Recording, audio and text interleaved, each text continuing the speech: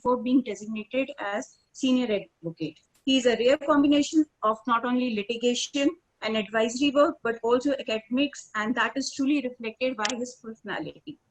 He is one of his own kind and a gem in the crown of legal fraternity. I welcome you, sir, and thank you for accepting our invitation and gracing the event by your presence today. No, good. Thank you. Our second speaker is Mr. Ajit Sharma, AOR, Supreme Court of India, who is one of the most brilliant minds when it comes to young advocates. He is known for his advocacy skill and drafting techniques. Mr. Ajit Sharma is a graduate in year 2006 from Nalsar Law School, one of the premier law colleges of the country. Soon after graduating from Nalsar, Mr. Sharma completed his master's from the George Washington Law School. Sir has diverse experience of work both in corporate houses in India as well as abroad. Sir worked for approximately 2 years as an associate in Dorsey and Whitney and then senior associate in Trilegal. After taking corporate experience, Sir decided to move for independent practice and qualified the AOR exam in 2014 and is currently practicing at the apex court of our country as an advocate on record. Sir is also a senior standing counsel of Income Tax Department in the High Court, Delhi. I welcome you, sir. It is a pleasure that we have you here today. Thank you. Likewise, the pleasure is all mine. I also welcome Mr. Sanpreet Singh Ajmani, Advocate, Supreme Court of India, who is also the National and Founding President of Youth Bar Association of India and is considered to be a vibrant, intelligent lawyer and the brain behind the establishment of YBI. He is an inspiration for many, and his words are always a guiding light for young budding lawyers. I welcome you, sir.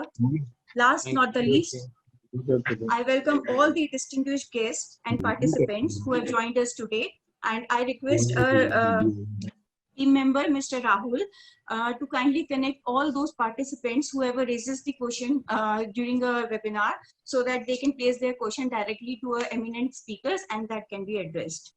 So moving on to today's topic, now I request Mr. Gaurav Bhatia to kindly share his insights on the topic. Yeah. Hello, everyone, and I'm grateful to Youth Bar Association of India. Thank you, Harshin ji, and to my younger bright colleague Sanpreet Ajmani as well for giving me this opportunity to connect with all the colleagues at the bar, and I've been told they are law students as well. Mr. Ajit Sharma, yes, rightly introduced by saying that he's a bright upcoming lawyer and we are all proud of him. As I have been told that today's webinar is basically on two primarily points. And first is the point of experiences in the Supreme Court. And the second is about the amendment that was brought in Article 370 of the Constitution of India. And before I start, I must say that both the issues that we will be discussing are very close to my heart and they are very relevant to any lawyer or any law student. So, Sanpreet, which one would you like to start with? Sanpreet ji.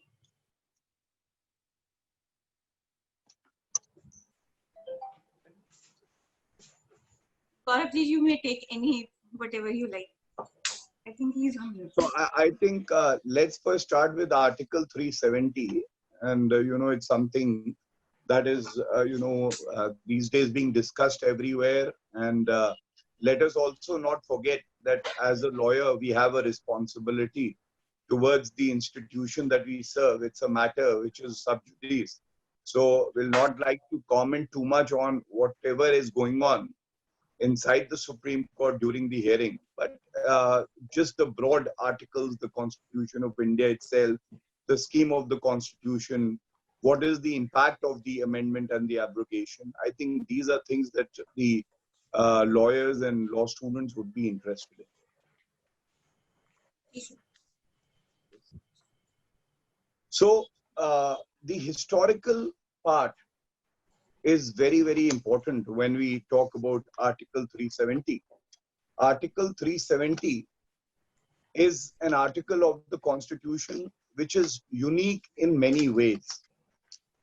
When India got independence and our country was divided into two parts, resulting in the creation of India, the sovereign independent nation that we have, as well as Pakistan, there were rulers all over India. And today we must also remember the first Home Minister, Sardar Patelji.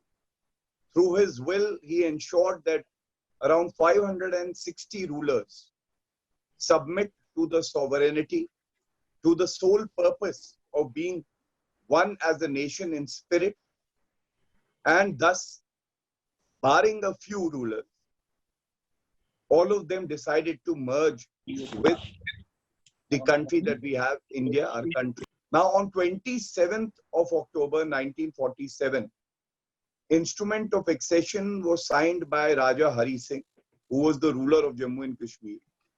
And there were similar instrument of accessions that were signed by other rulers as well. So thus, there is a misnomer which says that there is a separate identity for the state outside the sovereignty of our country. That is not correct, because let us remember, the Constitution came into being in 1949 partly, and then in 1950. But this instrument of accession that I'm talking about is of 1947. So in 1947, the ruler had decided that he would merge with the sovereign country called India. Then this Article 370, the most important feature of this article is that the chapter 21, where this article is found, is actually a temporary. It starts with the words, and I'm reading from chapter 21. This should be noted. This is most important. It starts with the word temporary, transitional, and special provision. And I think the word temporary here has a very special place when we discuss Article 370. The Article 370 itself now starts with the word temporary provisions with respect to the state of Jammu and Kashmir. Now that leads us to the point that if this provision was temporary, why was it made temporary in the first place? Second, if it was temporary, then for 70 years after independence, why did we not amend and abrogate it? What was the result of not doing that? And to some detractors, that's the beauty of our democracy, that we have divergent views, sometimes due to political reasons, sometimes due to our understanding of the constitution and law in our country. If it was not temporary, then why was it not made permanent by an amendment? The answer is very simple. This provision, when it was debated in the Constituent Assembly, it was only debated for 10 minutes. And a little known fact is that Dr. B.R. Ambedkar ji, who is considered one of the principal author of our constitution, did not agree with the idea of giving a distinct separate identity to Kashmir outside the scope of the constitution. And thus, a person called Gopal Swami Iyengar, he was brought in and he tabled this provision. So I will now go back to what happened in the Constituent Assembly debates, because it is very relevant and it is very interesting also. And it would show why this provision from the beginning was meant to be temporary. And it had to be abrogated with the passage of time, but was not done due to, it could be political reasons, it could be other reasons also. But I want to limit it to the legal discussion that we have today. Politics can be done outside, but today is, confined to the legal premises. So in my hand, and I'm reading it for the benefit of all the viewers, is the instrument of accession. And as I said earlier, this instrument of accession is similar to the instrument of accession signed by many other states. The most important part of this instrument of accession which pertains to Jammu and Kashmir is, and I'm reading para 1, it says, signed by Maharaja Hari Singh, I hereby declare that I accede to the dominion of India. Para 3 again is very important. It says, I accept the matters specified in the schedules here to as the matters with respect to which Dominion legislature may make laws for this state. So what does it show? It shows that in 1947, Jammu and Kashmir and its ruler accepted that they will be an integral part of India. That is why this instrument of accession is very important. Now I'm coming to the Constituent Assembly debate. And as I said, that from the beginning, the basic premise on which it was passed by the Constituent Assembly was that it is temporary. A very pertinent question was raised by one of the members of the Constituent Assembly, Maulana Hazrat Mohani. And he said that all these rulers, different states have decided to merge with India. Then why this discrimination?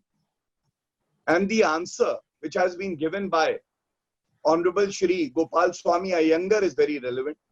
And I'm reading. So, quote, the discrimination is due to the special conditions of Kashmir. That particular state is not yet ripe for this kind of integration. So we should pay heed to the words, is not yet ripe for this kind of integration at that time. So it also spells out it is temporary. It is the hope of everybody that in due course, even Jammu and Kashmir will become ripe for the same sort of integration as has been taken place in case of other states. And there were cheers in the room.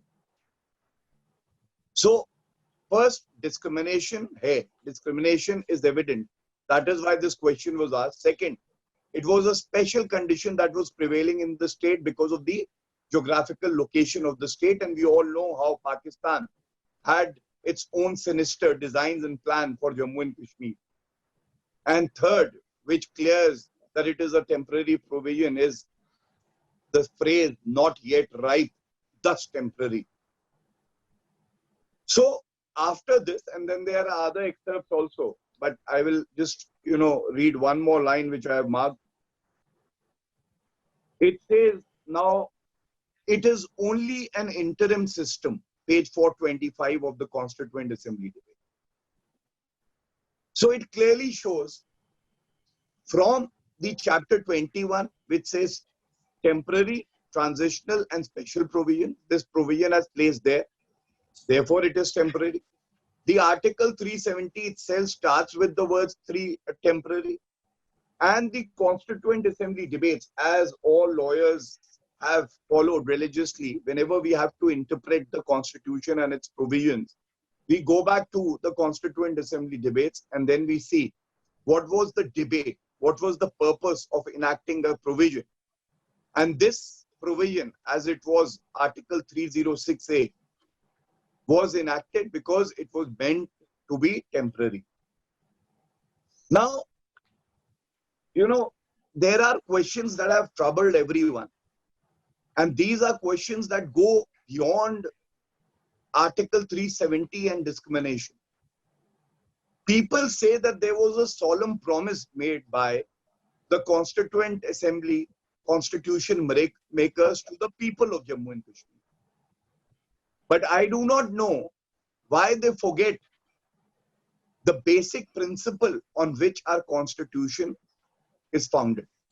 What is that basic principle? The basic principle is that every citizen of the country is equal. Article 14 talks about no discrimination. All will be equal before law. Article 15, that talks about, again, no discrimination on the basis of caste, creed, religion.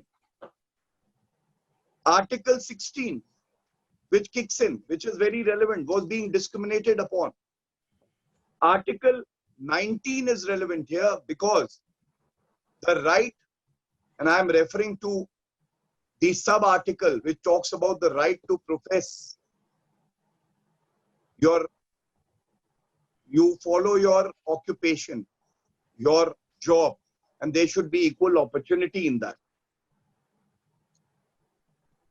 The preamble What does the preamble say? Most important. The preamble talks about, and I'm now taking you to the preamble, justice, social, economic, and political, liberty of thought, expression, belief, faith, and worship. So I pose a question to everyone, and these answers are to be found by us. After the webinar is over also, we would have time to ponder, because these are not easy answers. If everyone has the right to profess his own religion, right of faith and worship, we all know what happened to the Kashmiri Pandits in Jammu and Kashmir. What about their right to freely profess, propagate their religion? There was inequality. They were forced to leave their houses. Second, women were brutalized. And, you know, as a officer of the court, we are here to assist the court. But I beg to differ and say that there was a petition that was filed before the Supreme Court, and the Honorable Supreme Court at that time had said that since so much time has lapsed, therefore we will not interfere. But then there is a principle of a wrong continuing. If somebody has been displaced, somebody was murdered and he has not got justice, it would matter or not matter how much time has lapsed. Should there not be still an investigation to ensure that these families who have lost their loved ones get justice, even if it is delayed, but they should get justice. Second, they should go back to their residences. That is the fundamental right of these individuals. And just by invoking the principle of lapse of time and not entertaining such a petition, I think raises a larger question that what is more important, substantial justice to be done to these citizens, or lapse of time will take away their right to get justice? This I pose in the webinar, and I'm sure that when my young colleague Ajit will be addressing everybody, he would also take it forward. This is a question that has troubled many lawyers. We have pondered over it for hours. Now, what was Article 370 doing? Article 370 was first of all destroying the basic structure of our constitution itself, which has been held to be sacrosanct by Keshwanand Bharti. 13 judges of the Supreme Court pronounced the theory of basic structure of the constitution. And why do I say that it violates that spirit? Because many judges gave their own opinions, but they agreed on one part, and that part was basic structure. And according to them, they defined basic structure differently. But they also agreed that basic structure of the constitution will definitely have integrity and sovereignty of the country. To say that our identity is different from the identity of the other Indian citizens, first of all, you are playing with the integrity of our country. Second is the discrimination which is writ large. And therefore, Article 370, with the passage of time, the then Prime Minister Jawaharlal Nehru ji had also said, and the essence of what he said was, Article 370 is a temporary provision and it would wither away with time. But it did not happen. So now when it has happened, it has ensured that India becomes a stronger country. The feelings of exclusivity, of discrimination have been taken care of. a historical blunder that was committed, as I would say it, in my opinion, was corrected by a historical deceit. Move on to the next part of the Constitution, because we are here to talk about the Constitution and nothing else. We forget the fundamental duties. Everyone, Sanpreet will agree, talks about my fundamental right, internet nahi aa raha hai. हमें 4G नहीं मिल रहा है. I've heard that in the of an individual to live in Kashmir, the right of an individual to live with dignity as of Safai Karamcharis and Valmiki Samaj in Kashmir, compared to the right of an individual who is asking for internet and 4G connection. That too, when it has been curtailed under the provisions of the Constitution, which talks about reasonable restriction. So I will speak about fundamental. You have no vestige of right or sovereignty outside the Constitution of India. This is what the Supreme Court has also said. The Supreme Court, while dealing with the matter, said that there is no vestige of sovereignty that lies outside the Constitution of India, and the Constitution of Jammu and Kashmir is also subordinate to the Constitution of India. Our fundamental duties, primarily I'm quoting 51AC, to uphold and protect the sovereignty, unity and integrity of our country. Now, when we see that our armed forces that are trying to protect our country, that are trying to ensure that an nation which is our enemy, which promotes terrorism, they do their duty and you try to pelt stones at them. We lose our soldiers. And yes, it is very unfortunate, very, very unfortunate when force is used and somebody is injured, is hurt. Because that person who lives in Kashmir is our brother and our sister. That child who should have a book in his hand has a stone, and it pains us also. But why don't we think about this principle of 51AC, fundamental duty to ensure that we uphold the sovereignty, unity and integrity of our country? Why don't we also think about the fundamental rights of the soldiers who are brave enough, even though being very competent to retaliate the stone pelting, and yet not retaliate with full measure? What about their fundamental rights? Are those not important? The right to self-defense. When we see a convoy of the army being attacked by an unruly mob of 50 to 100 people, and these army officers abiding by the rule of law, trying only to protect themselves and not firing at these people. These are questions that need to be answered, that if we talk about the rights, the human rights of even a terrorist who is given a proper trial in India before he is executed, why don't we talk about the fundamental rights of these soldiers, of other individuals? Now, how is Article 370 discriminatory? And I would pose these questions and I will not endeavor to answer it. The reason is very simple, because this webinar should create some thought-provoking questions, feelings in you. You open the Constitution, the judgments of the Supreme Court, the Constituent Assembly debates, the debates in the Parliament when Article 370 was being amended, and ask yourself what I am now posing to you. Can there be two citizenships in our country, which talks about only one citizen? Can there be, as it earlier was, Prime Minister of a state? That was the ill effect of Article 370.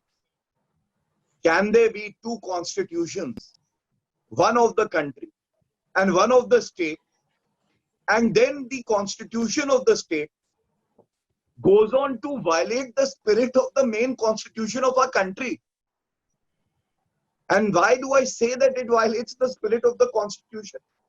Because our constitution is based on equality, then I ask you, how is it Article 35A, which was, I'm using the words of a very eminent lawyer, late Arun Jaitley ji. We all respect him a lot and we know how articulate he was, his deep understanding of law. When he said that Article 35A was surreptitiously slipped in with the aid of a presidential order, it was a backdoor entry. And the saddest part is that this amendment that was brought through a presidential order was never ever debated in the parliament or in the state assembly.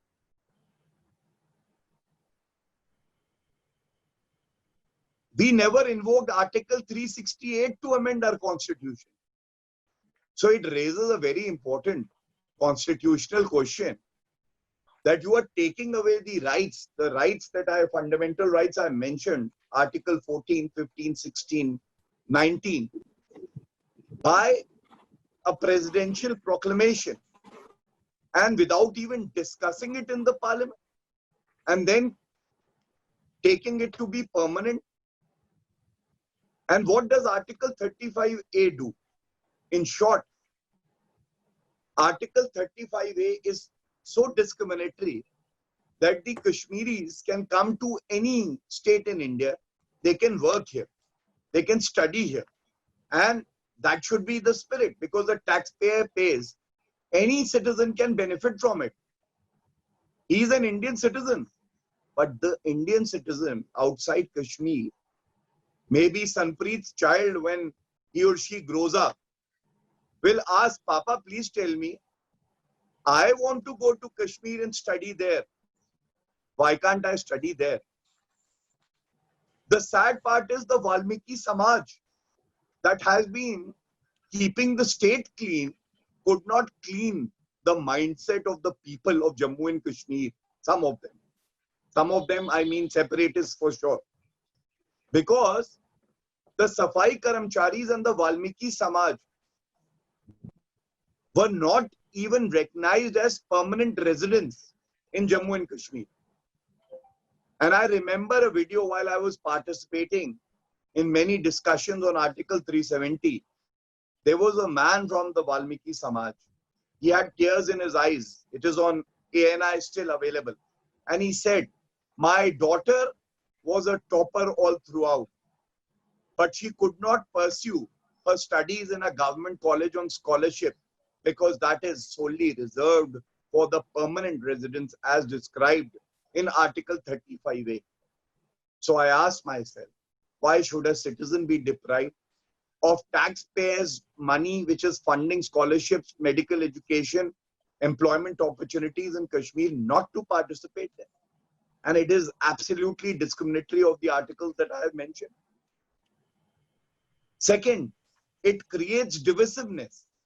It creates divisiveness because we have been able to integrate the more than 560 princely states that I was talking about in India. Have you heard from any other state which talks about autonomous recognition, which says we have greater rights?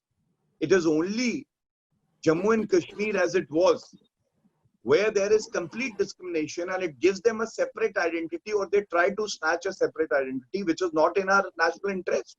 And thus, I say, historical blunder has been corrected by historical decision. Major Dhondial's widow and the children that they have would not have the same right because she is married outside Jammu and Kashmir to a person who is not a permanent resident. She would not have the same rights as another woman who decides to marry a person who is a permanent resident of Jammu and Kashmir. And the anomaly is such that an earlier chief minister who married a foreign national and his child can become the chief minister of the state, but a martyr and his child would not have the same rights. It's discriminatory to the women of our country also. Next, there were people who migrated from Pakistan. They settled in Kashmir. The then political dispensation never encouraged people to settle in Jammu and Kashmir. Had they been allowed, there would have been fuller, more meaningful integration with India. But it did not happen. So people who were staying in Kashmir for decades were still not recognized to be permanent residents there. They did not have equal rights. Again, it is discriminatory. The worst, I would say, is that why should it be that Jammu and Kashmir, which is completely aided and taken care by other taxpayers, not also contribute to the growth of our country? Why shouldn't there be proper assimilation? And there are central statutes and central schemes which earlier were not applicable to the state of Kashmir. We all are aware of that. Indian Penal Code itself wasn't. Prevention of Corruption Act. Why should Prevention of Corruption Act not be applicable in Jammu and Kashmir as it was? Why should there be no reservation for the scheduled caste, scheduled tribe? So these wrongs have been corrected by the amendment of Article 370 and complete abrogation of Article 35A. As I said,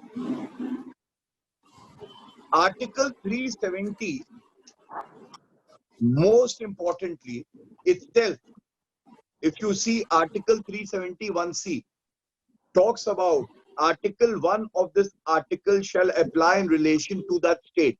So, Article 370 does not give any separate identity outside of what the Constitution of India talks about. Article 1 and 2 define our boundaries.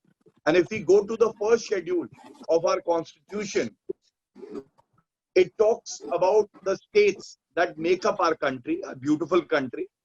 And you will see item number 15 talks about Jammu and Kashmir. So what I am proposing here is that when Article 1, 2, the Schedule 1 talks about Jammu and Kashmir being an integral part, nobody can ever claim that there is a separate and distinct identity of the state outside the constitutional provisions that we have. There is a Supreme Court judgment which I would like to refer to, which I mentioned earlier, SBI versus Santosh Gupta, 2017, Volume 2, SEC 538. And in essence, what it says is, Jammu and Kashmir has no vestige of sovereignty outside the Constitution, and Jammu and Kashmir Constitution is subordinate to the Constitution of our country. Now, what has happened with the amendment of Article 370 and abrogation of Article 35A? Now there is uniformity all across. It will also result in no discrimination, which was earlier prevalent, against permanent residents, as it was termed, in Jammu and Kashmir and citizens of our country. Kashmiri women will also get equal rights. We will ensure that all central statutes that were not applicable in Kashmir are now applicable. These schemes that were earlier not applicable, which were meant for the people of Kashmir, will now trickle down to the bottom to ensure that the Kashmiris, people in Ladakh, in Jammu, they also benefit. There will be no appeasement that it is only about the valley and not about other people. The most important part is, as I mentioned earlier, people from the Valmiki Samaj, the Safai Karamcharis, who were waiting for their basic rights to be recognized, are now getting their rights. And this is really welcome. There is one very important concept that I will like to bring in. That is the concept, as we all know, in IR Koilo case, that's a constitution bench cases, where 9 judges came together to say that the protection enjoyed by an act which has been put in the 9th schedule will not be available if it violates the basic structure of our constitution. And so far, whatever we have discussed would amply demonstrate that fundamental rights are part of the basic structure of our constitution. Integrity, sovereignty is part of the basic structure of our constitution. So if through a surreptitious, borrowing the words of Arun Jaitley ji, we are taking away the rights of other citizens of our country, does it not violate the basic spirit of our constitution? There is one thing that is often raised. That one thing is that how come when the Legislative Assembly was not in existence, this was done? So I think reference to Article 356(1)(b), if an assembly is not in being, at that time, that power vests with the parliament, and thus the parliament exercised this power and amended Article 370. I think this would give us the basic scope of what Article 370 amendment meant constitutionally. The Jammu and Kashmir constitution, that does it have overriding effect on the constitution of our country? The historical perspective, the fundamental rights flowing from the articles that I mentioned, and the preamble which talks about equality and liberty. And as I said, liberty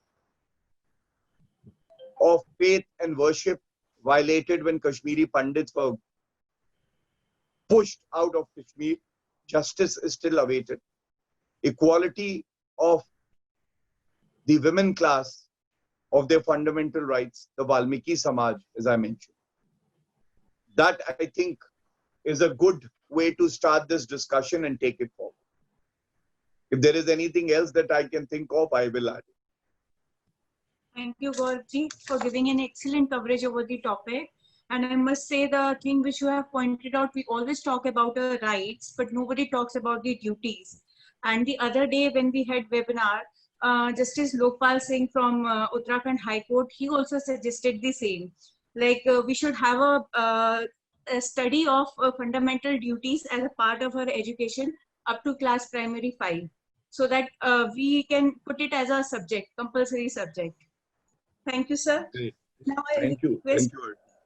But I must say that lawyers like Ajit and Sanpreet, and there are many other young lawyers in the Supreme Court who are very aware of their duties as well. Duties towards the country as well as the court. Thank you, sir. Once again, thank you.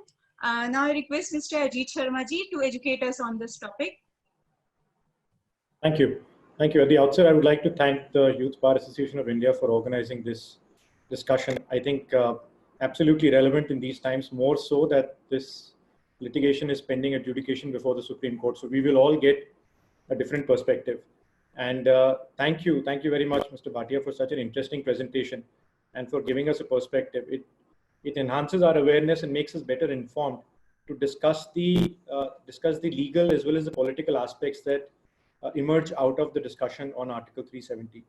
Now, it's occupied a lot of press off late. It's occupied a lot of our, it's been discussed a lot in court corridors as well as outside of it.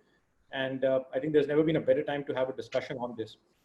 There's, at the outset, however, again, I would like to reiterate that this discussion that I am going to be doing today is limited only to the legal challenges to Article 370. So we will, let's discuss Article 370, what its contents are. Some people who've challenged it, what are primarily their grounds on which they've challenged it, and what are the primary defenses that, or the responses to such grounds on which 370 has been challenged. Now, before we proceed, please understand that Article 370 in real sense of the term has not been abrogated. Article 370 still very much exists in the Constitution. Article 370, as my learned senior colleague Mr. Bhatia pointed out, is titled as a temporary provision, and what gives it a temporary character is subclause 3 to Article 370, which says that the President of India can, by a public notification, declare that Article 370 will cease to operate. Now that notification has been passed. So this constitutional provision itself contemplates that it will cease to operate upon passage of a notification by the President. That notification was issued and is pending challenge before the Supreme Court. So therefore, the crux of the issue really is this, that whether Article 370 has become permanent, which means that the President has no power to issue such a notification, A, or whether such a notification has been issued by the President, thereby directing that 370 will now cease to operate in violation of the process contemplated by 370 itself. So let's see what 370 contemplates. I don't know how many of you have it in front of you, but I think it's important that we just sort of go through it once broadly, what it contemplates. Now 370 has 3 subclauses. 370 subclause 1, subclause 2, and subclause 3. It's important to understand its ingredients before we sort of make an informed decision on the legality of the presidential notification that's been issued. 370 is titled as a temporary provision for the state of J&K. So the heading itself gives an idea that this provision was perhaps meant to be temporary. 370 subclause 1 starts with a non-obstante clause, which means that it says, notwithstanding anything else contained in the Constitution, this provision will apply. So therefore, the other provisions of this provision of the Constitution itself says that the other provisions of the Constitution will, insofar as this provision stays, take a back seat. Now 370 subclause 1 essentially says this, that the power of the Parliament to legislate with respect to the state of Jammu and Kashmir is restricted to the subjects which are specified in the instrument of accession.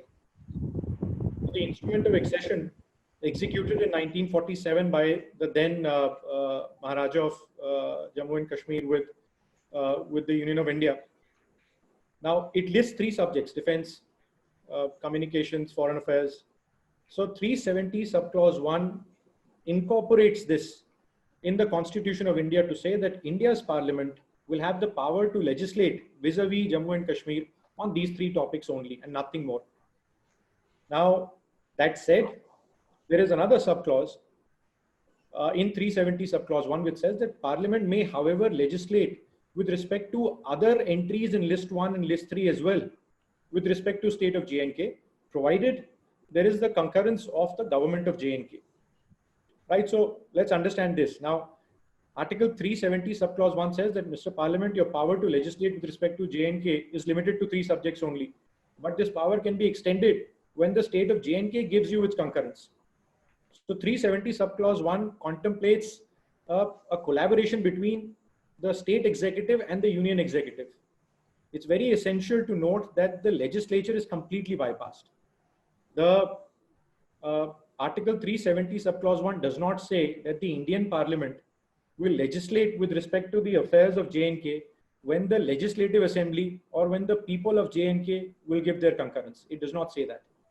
It says Parliament of India can legislate with respect to J&K when the government of J&K, which is the executive of J&K, gives its concurrence. So the President of India, which means the Union Executive, can legislate for Jammu and Kashmir with the concurrence of the executive of the J&K.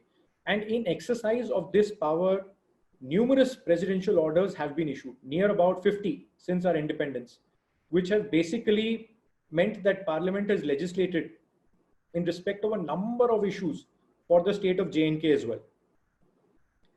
Now, similarly, there is another provision which says that other provisions of Indian Constitution can also apply with respect to the state of J&K, provided there is concurrence of the state government. Again, the other provisions of Indian Constitution will apply to the Jammu and Kashmir, provided the government of Jammu and Kashmir gives its consent and ratifies such an action.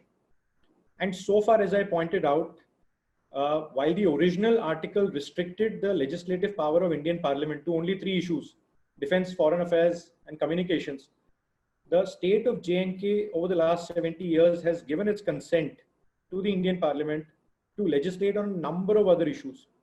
So therefore, it's not at this point in time, when in 2019 August, these 2 presidential orders came about, effectively making the operation of Article 370 cease. At that point in time, when these 2 presidential orders came, the Parliament of India did exercise a lot of jurisdiction over the state of J&K, which far exceeded just the 3 subjects mentioned in the instrument of accession.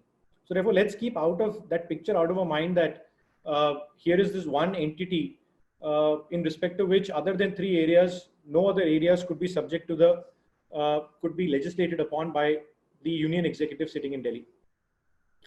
All right. Now, in addition to that, there is the second subclause in Article 370 says that Article 1 and Article 370 shall apply with respect to the state of J&K. And other provisions of the Constitution will apply with the consent of the state government.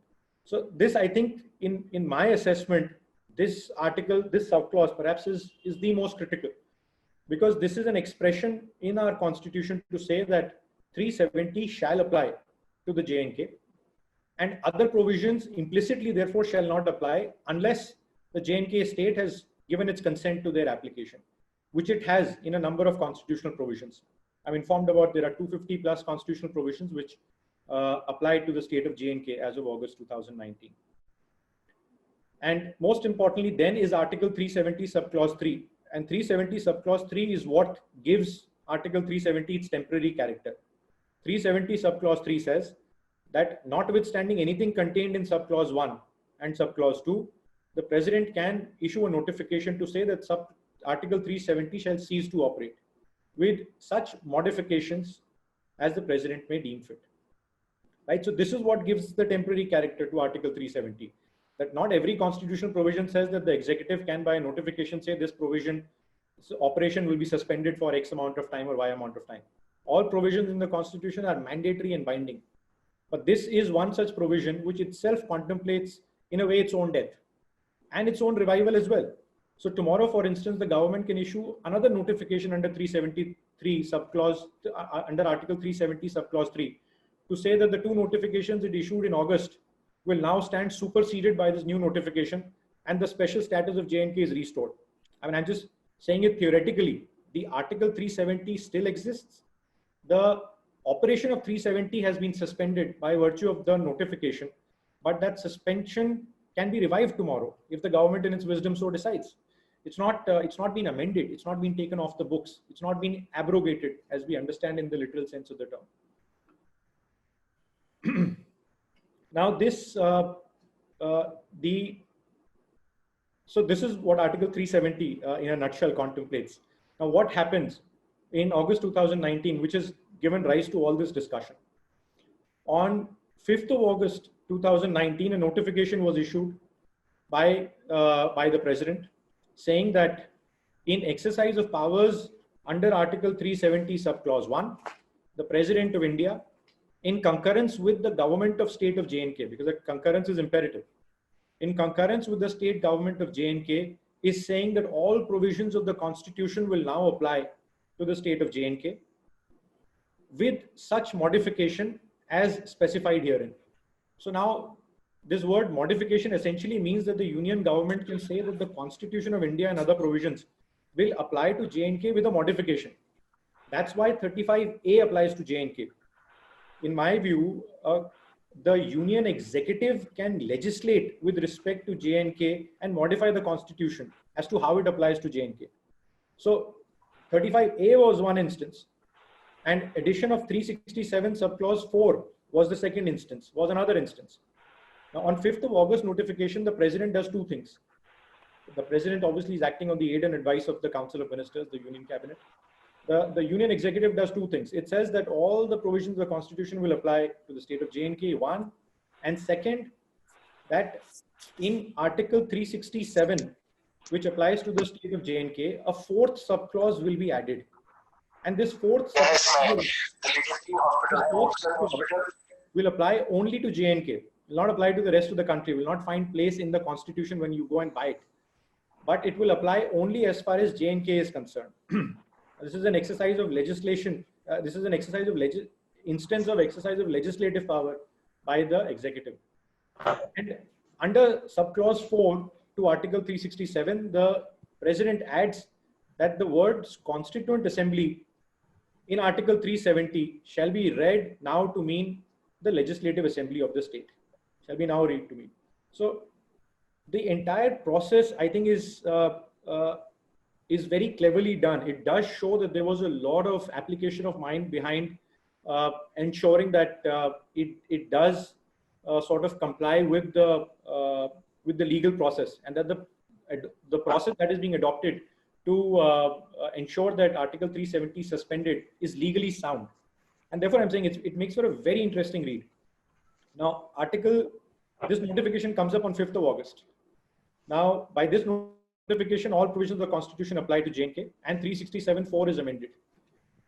On 6th of August, a second notification is issued. That is issued by the President under its powers of Article 370 subclause 3, which says Article 370 shall now cease to operate.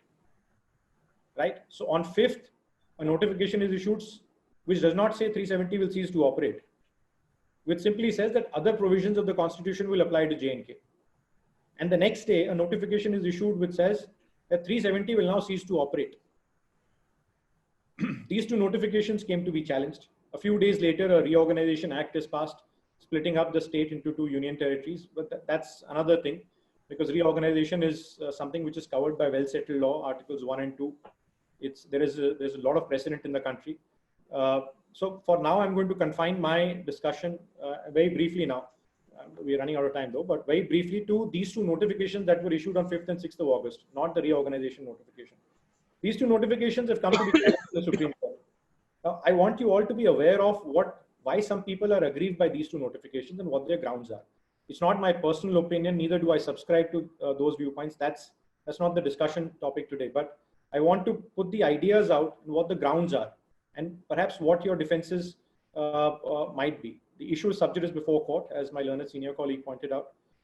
But one ground that a lot of people who have challenged these two notifications before the Supreme Court have taken is this, that firstly, whether the notification of 5th of August itself could have been issued. It's a very typical legal issue, but the 5th of August notification requires that the Parliament can apply other provisions of the Constitution with the concurrence of the state government. Now, as on 5th of August, the state government, as the term literally means, was actually not in existence. The state was under President's rule. So the powers of the Union Cabinet were being exercised by the governor of the state. That's in terms of Article 356. Again, very settled law, very clear provision. There's little ambiguity.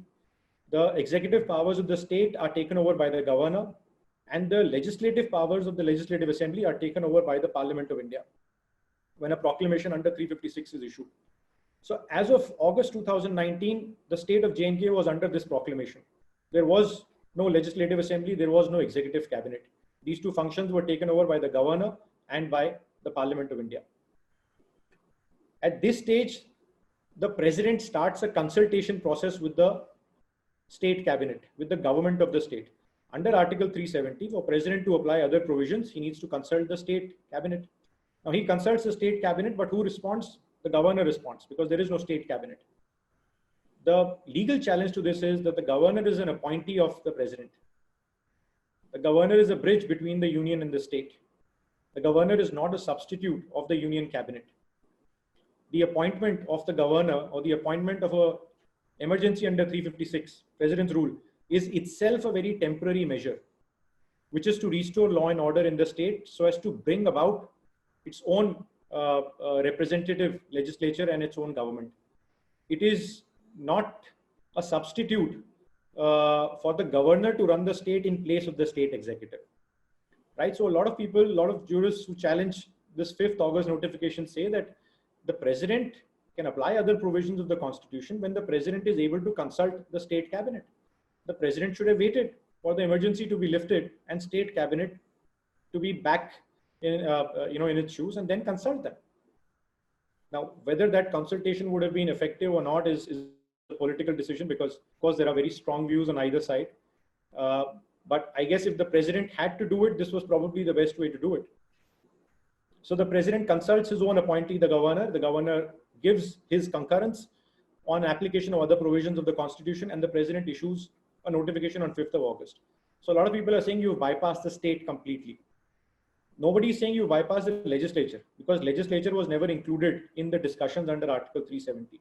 The state cabinet has been bypassed. Perhaps there is some merit in it, which is now pending before the Supreme Court. So that's one line of argument. The second challenge is to the notification of 6th of August. And there are several other grounds, but I'm going to restrict myself to these two. One is whether the governor is a substitute for the state cabinet, that's pending. And the other is the notification of 6th of August, 2019, which says that Article 370 will now cease to operate. Now, this notification article is issued under Article 370 subclause 3. As I mentioned, the article itself provides for its suspension. The procedure is under Article 370 subclause 3, which says that the President of India can issue a notification to suspend the operation of Article 370 with the consent of the Constituent Assembly of the state. Right? With the recommendation of the Constituent Assembly of the state. Now that's the key. On 5th of August, the words Constituent Assembly were interpreted to mean the Legislative Assembly of the state. That's how Article 370 subclause 3 was interpreted on 5th of August by making an amendment to Article 367. Legislative Assembly of the state was not in existence because of President's rule. The powers of the Legislative Assembly were taken over by the Parliament because of presidential emergency, because of President's rule. On 5th of August, when the first notification is issued, along with the notification, parallelly, the Parliament also passes a resolution approving the seizure of operation of Article 370. Therefore, in a way, giving its consent on behalf of the legislature of the state. Now, that's the problematic bit that some people argue. So, so this notification is passed, resolution is passed by both houses of the Parliament on 5th of August itself. And on 6th of August, on the back of this resolution, the President says that now the legislature of state of J&K, which is now effectively the Parliament of India, has given its concurrence. So therefore, we are now issuing this notification to seize the operation of Article 370. Now, the challenge is that there is no recommendation from the Constituent Assembly of J&K. Article 370 says that only when the Constituent Assembly will recommend the seizure of operation can 370 cease to operate. If there is no recommendation from Constituent Assembly, Article 370 will continue to operate. The counter argument is, well, there is no Constituent Assembly as of today. The Constituent Assembly of J&K dissolved in the year 1957. Now, you will not revive it to give its recommendation to the President. So therefore, that's the issue. Now, you must remember that the Indian Constitution was adopted in the year 1950, 26 January 1950. Article 370 subclause 3 was there in the Constitution, which says that J&K Constituent Assembly will give its recommendation to President as to when this article will cease to operate. Only then it will cease to operate, not in any other situation. After 26 January 1950, the Constituent Assembly of J&K was created in October 1951. It survived for 6 years until 1957.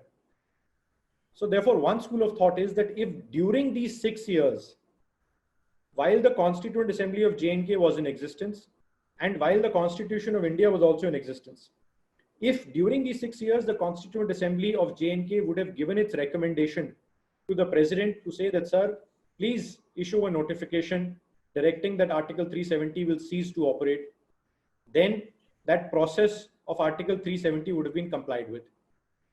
But after the Constituent Assembly of J&K was dissolved and no such recommendation was issued, that means that in a way Article 370 has gained permanence.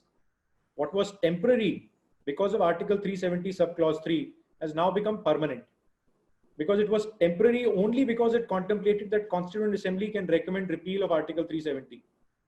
Now, once the Constituent Assembly has examined that issue for 6 years and recommended not to repeal it, nothing survives to make the issue still, or to make the provision still a temporary provision. So that's the second ground on which a challenge to this provision is pending before the Supreme Court. Both the grounds are smart grounds, and there are, of course, very strong counter arguments to it. And it's very difficult in an issue like this to separate arguments from politics and the law of it. But one must understand that 370 and these two notifications have been introduced to suspend its operation. And this has all been done after application of a lot of mind. A lot of people have strong views on it, but the legal challenge is limited to these two issues: substitution by the governor of Union Cabinet's powers and the replacement of Constituent Assembly's recommendation by a recommendation of the Parliament. Thank you. If you have any questions, I'm happy to take them. Thank you, Ajit ji, for comprehensively educating us on the topic. Now we quickly start our interactive sessions. We have few questions that has come up from our participants. So I take the opportunity and place the questions before you. There is a question from Mr. Muhammad Mustaq Ansari, advocate and human rights activist, Sambhalpur, Odisha. He says, before the union government passed a resolution in the parliament to repeal Article 370, Article 367 was amended by the President of India by way of addition of Clause 4, which somehow extended powers to the government to amend Article 370. Now, my question is, how can the President of India make amendment to Article 370, which has been declared a permanent part of the Indian Constitution by the dissolution of the Constituent Assembly of Jammu and Kashmir in 1957? Gaurav ji. Gaurav ji. No, Ajit wants to go. Ajit may go. I think Ajit, when he was referring to all the provisions, has already answered that part. But that's right. So I'll just reiterate for the benefit of our friend. See, what the president has done by the 5th August notification is not to amend Article 364, Article 367. Now, President, if you buy the Constitution, there are only 3 subclauses to Article 367. But a 4th subclause to 367 has been added only with respect to the state of J&K. And it's very interesting. I mean, I can see why the question is sourced from. Because a new provision is added, you say it applies to one state, doesn't apply to the rest of the country. What is happening? How is this possible? One can understand.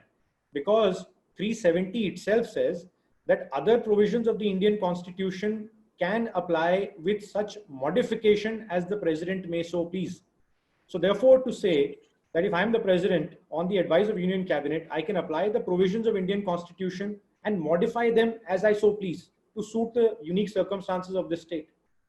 So therefore, in a way, when I'm modifying the provisions of Constitution, I'm also legislating and exercising my legislative power to that extent. That's how 35A came in. It does not find mention in the Constitution, but it applies to J&K. That's how 367 subclause 4 has come in. It does not find mention in the Constitution because it will not apply to all other states. But when you apply Constitution of India to J&K, you are modifying the application of one provision of that Constitution, Article 367, and adding one more subclause to it and then applying it to J&K. This addition was, of course, to get over the hurdle placed by 370 subclause 3, which required the consent of Constituent Assembly.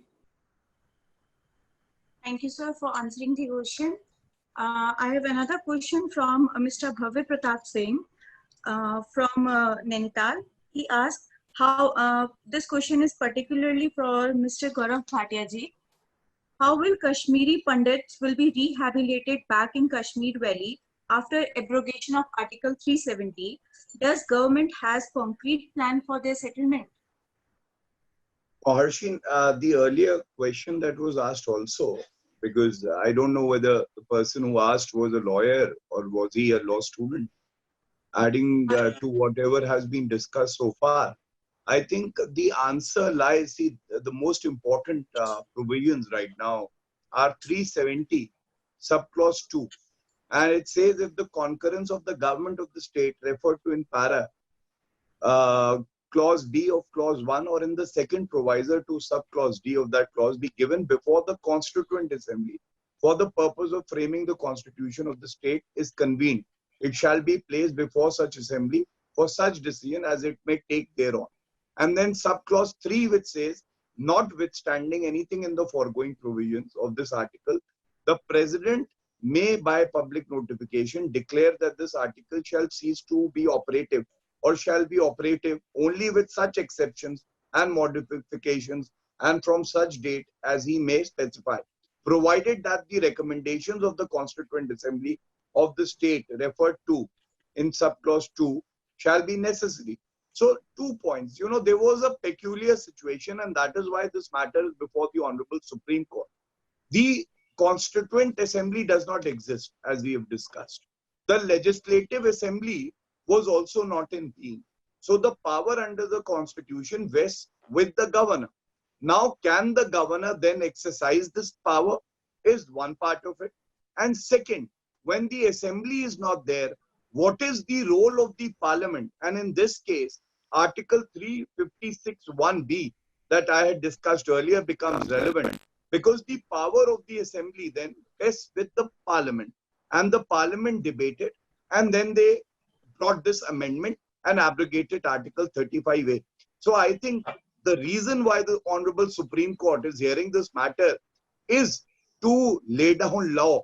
If the Constituent Assembly is not there and the Legislative Assembly is also not in existence, would the governor exercise the power in that case? And what is the role of the parliament? The parliament has the power then to officiate and perform functions of the assembly. The second question that you asked me about Kashmiri Pandits, more than, it has a legal and a political dimension to it.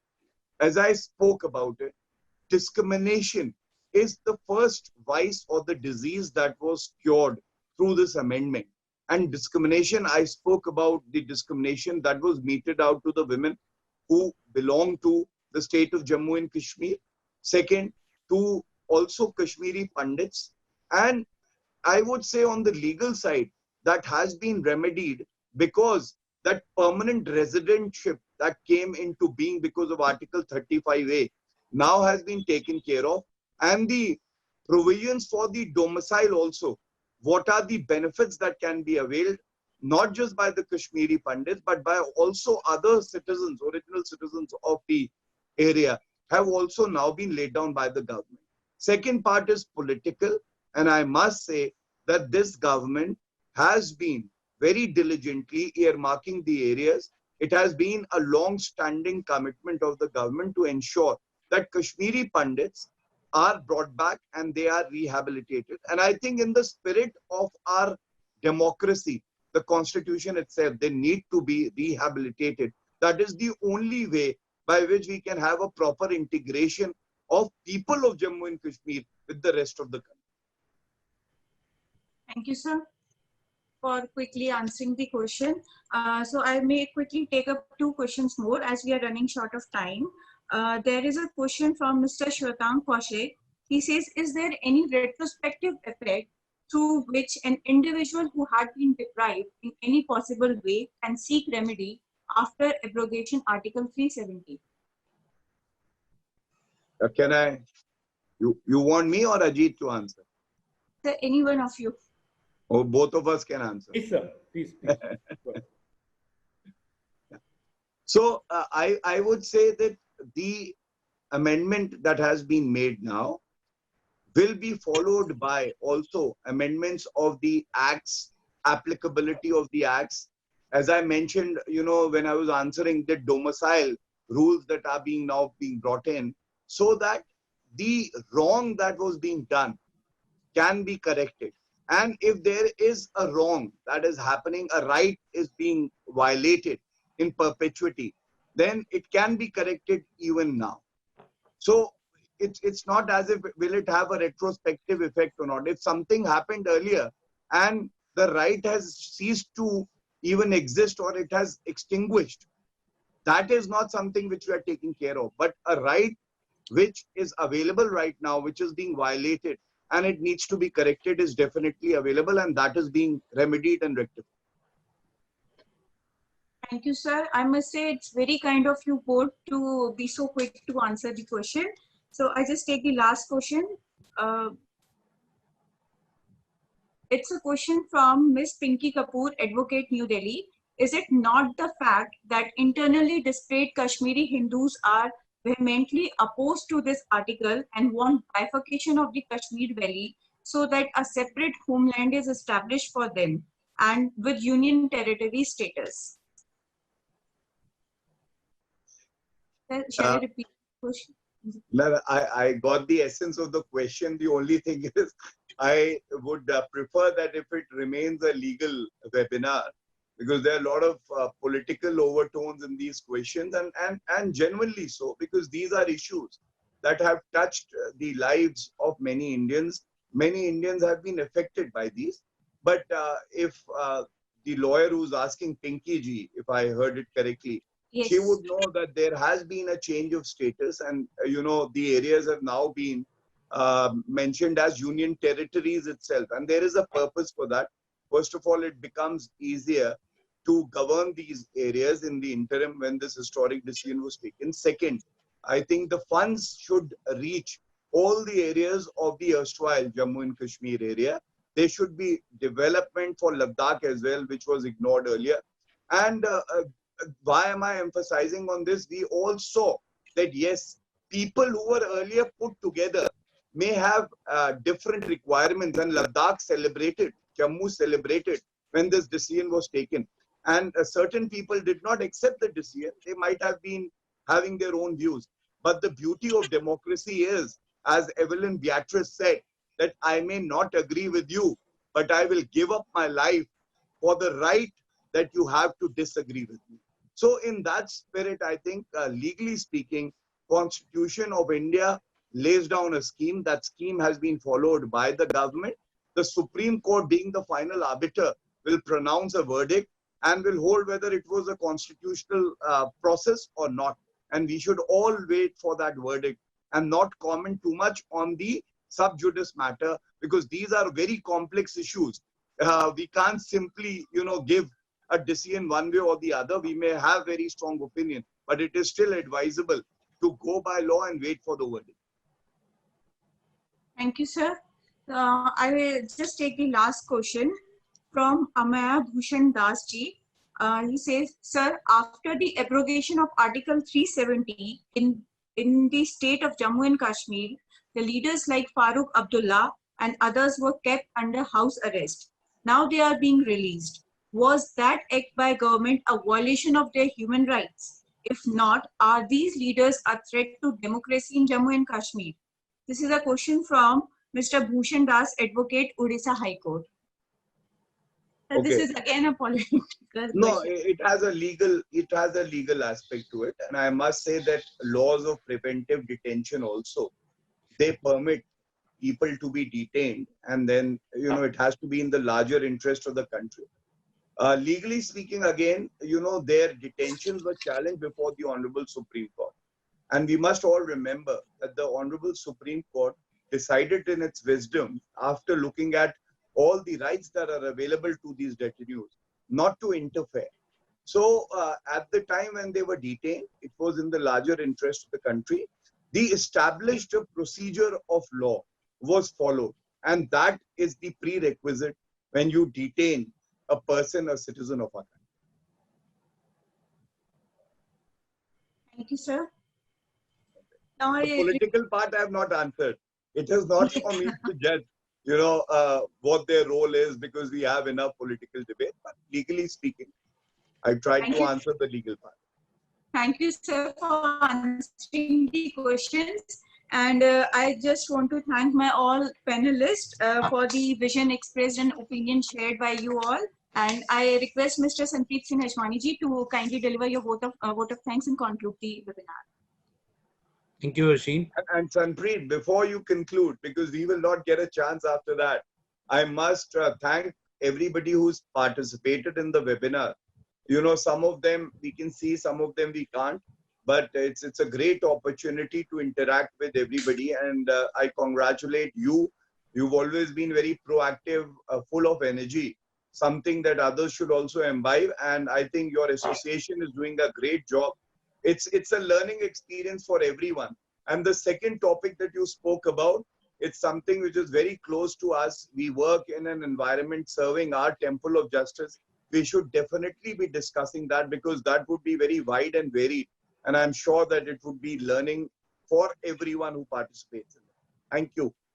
Thank you, Gaurav sir.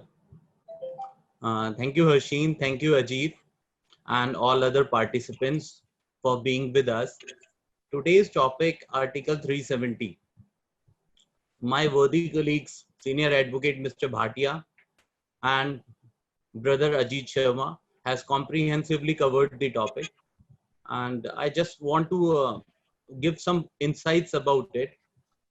Article 1 of the Constitution of India says that the state of Jammu and Kashmir shall be part of India. Then coming to Article 370 straight away. The opening line of Article 370 says that it's a temporary provision. And as Mr. Ajit Sharma has rightly educated us, that subclause 3 of Article 370 gives the power to the president to seize off the presidential by a presidential order. And rightly in August 2019, the president has passed that order. Subsequent thereto, in October 2019, Jammu and Kashmir Reorganization Act came into force. And now the dual citizenship. Thank you so much for this stinging session. Citizens of India, citizens of J&K were having, that is now seized off. So far as historical and legal aspect is concerned, that has been taken care of. When comes to Kashmir, there comes the suffering of Kashmiri Pandits. Not post-constitution, not post-partition, but prior to that, during Mughal era also. The Kashmiri Pandits were forced for conversion into Islam by the Mughal emperors. The Kashmiri Pandits were considered as the most intellectual pujaris and sadhus. And there was an understanding that if we manage to convert them into Islam, the entire nation will follow, the entire Hinduism will follow it. So at that point of time, the Kashmiri Pandits approached the 9th Guru of Sikhism, Guru Tegh Bahadur Sahib, and it reminds me of Chandni Chowk, where he came and said that the Kashmiri Pandits specifically said that if our Guru accepts this, the conversion into Islam, we will also follow it. So the sufferings by abrogation of Article 370 would come to an end. And I request everyone here to give their insights about this Article 370 and the problems which it was an evil. In fact, it was an evil, and now it has been removed by the government, by the president, and all well that ends well. Thank you so much. Thank you. Thank you, Tanpreet ji. Thank you, Gaurav ji. Thank you, Ajit Sharma ji. Thank you, sir. Thank you. Thank you to you. Thank you to Youth Bar Association for giving us this opportunity. And thank you very much. Thank you. Thank you, Harsheen. You also did a great job. Thank you, sir. It was a wonderful session with you all. I hope all the participants have enjoyed. Thank you, sir.